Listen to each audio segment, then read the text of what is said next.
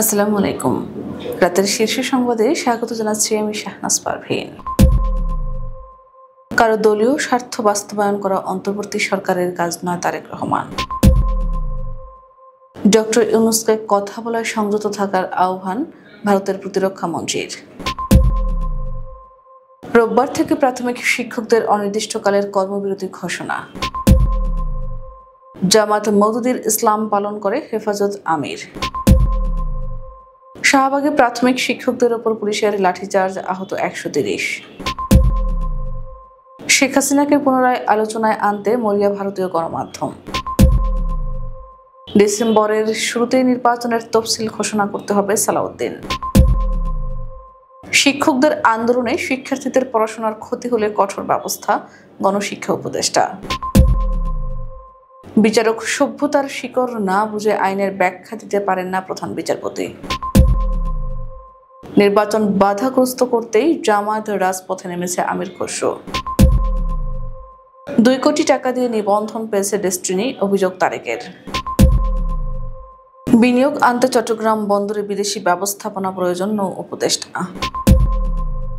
ফাঁসিবাদী গোষ্ঠী নৈরাজ্য সৃষ্টির চেষ্টা করলে জনগণের প্রতিরোধ করবে আইজিপি।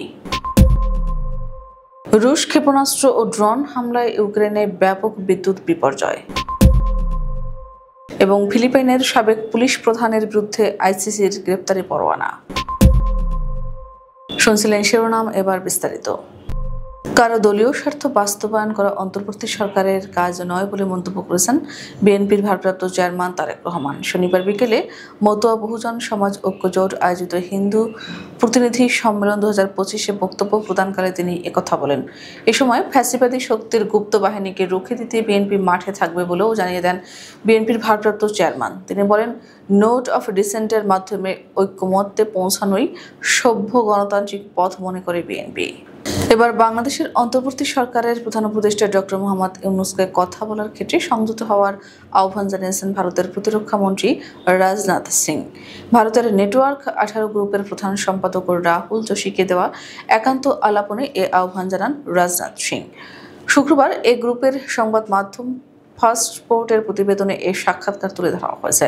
রাজনাথ সিং তার সাক্ষাৎকারে বলেন, নয়াদিল্লি বাংলাদেশের সঙ্গে কোনো উত্তেজনাপূর্ণ সম্পর্ক চায় না। অধ্যাপক ইউনূসের উচিত তিনি কি বলছেন সে বিষয়ে সতর্ক থাকা। রোববার থেকে অনির্দিষ্টকালের জন্য সারা দেশের সরকারি প্রাথমিক বিদ্যালয়ে কর্মবিরতি পালনের ঘোষণা দিয়েছেন সহকারী শিক্ষকরা। শাহবাগে আন্দোলনরত শিক্ষকদের উপর পুলিশের হামলার প্রতিবাদে শনিবার বিকেলে এই কর্মসূচি দেওয়া হয়েছে। শনিবার সন্ধ্যায় এই কর্মসূচি ঘোষণা করে শিক্ষকদের 4টি সংগঠনের সমন্বয়ে গঠিত মোর্চা প্রাথমিক শিক্ষক দাবি বাস্তবায়ন পরিষদ। এর আগে বেতন গ্রেড বাড়ানো সহ 3 দফা দাবি বাস্তবায়নে বিকেলে শাহবাগ অভিমুখী পদযাত্রা শুরু করেন আন্দোলনরত শিক্ষকরা। এ সময় পুলিশে বাধা দিলে এক পর্যায়ে শিক্ষকদের সঙ্গে পুলিশের সংঘর্ষ হয়।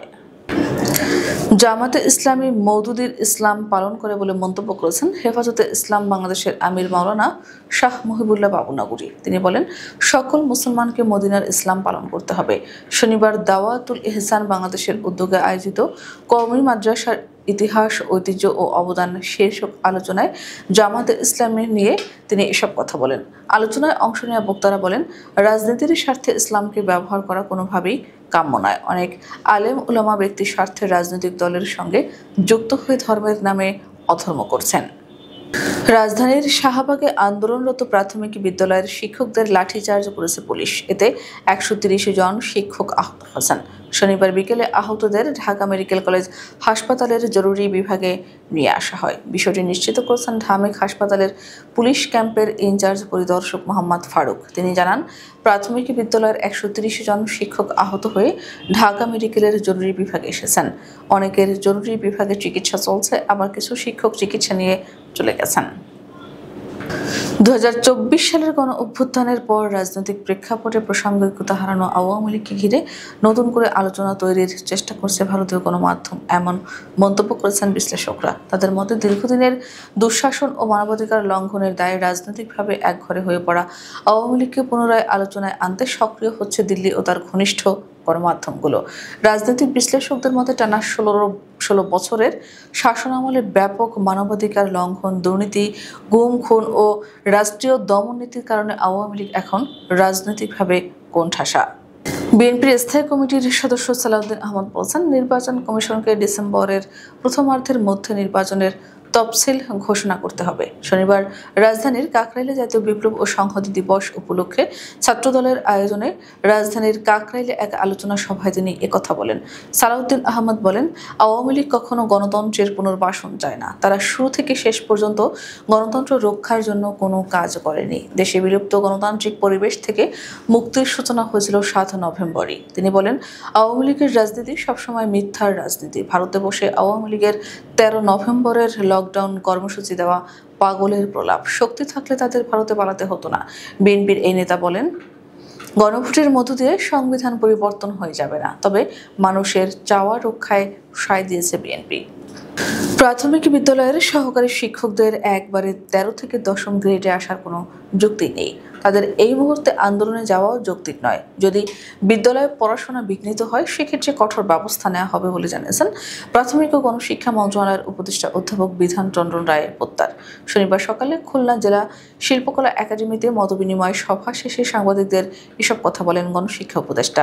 স্বাধীন দেশের নাগরিক হিসেবে শিক্ষকদের কথা বলার সুযোগ আছে জানিয়ে তিনি বলেন, বেশিরভাগ শিক্ষক মনে করেন 10ম গ্রেডের এই দাবি যৌক্তিক নয়। প্রধান শিক্ষকদের 10ম গ্রেডে উন্নীত করা হয়েছে। সাধারণ শিক্ষকদের সংখ্যা অনেক বেশি, এটি সম্ভব নয়।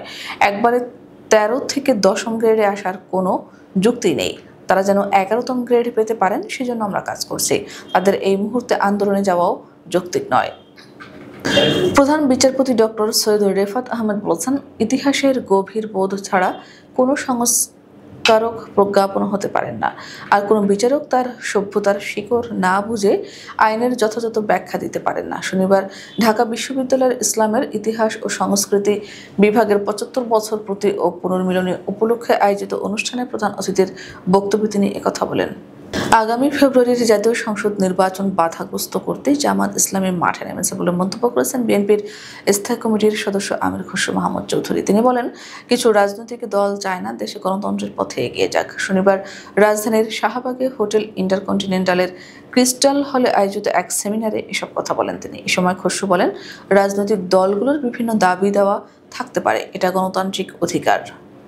ডেস্টিনি গ্রুপের রফিকুল আমিনের গড়া আম জনগণ পার্টি 2 কোটি টাকার বিনিময়ে নিবন্ধন পেয়েছে বলে জানিয়েছে অভিযোগ তুলেছেন আম জনতার দলের সদস্য সচিব তারেক রহমান। একই সঙ্গে অভিযোগটি খতিয়ে দেখার জন্য নির্বাচন কমিশনকে আহ্বান জানিয়েছেন তিনি।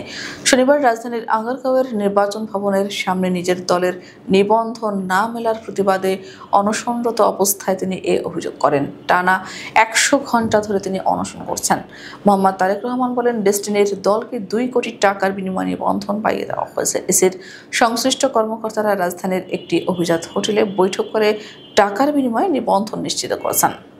আধুনিকায়ন ও বিনিয়োগ আনতে চট্টগ্রাম বন্দরে বিদেশি ব্যবস্থাপনা প্রয়োজন বলে জানিয়েছেন নৌ পরিবহন মন্ত্রণালয় এবং শ্রম ও কর্মসংস্থান মন্ত্রণালয়ের উপদেষ্টা ব্রিগেডিয়ার জেনারেল অবসরপ্রাপ্ত ডক্টর এম শাখাওয়াত হোসেন।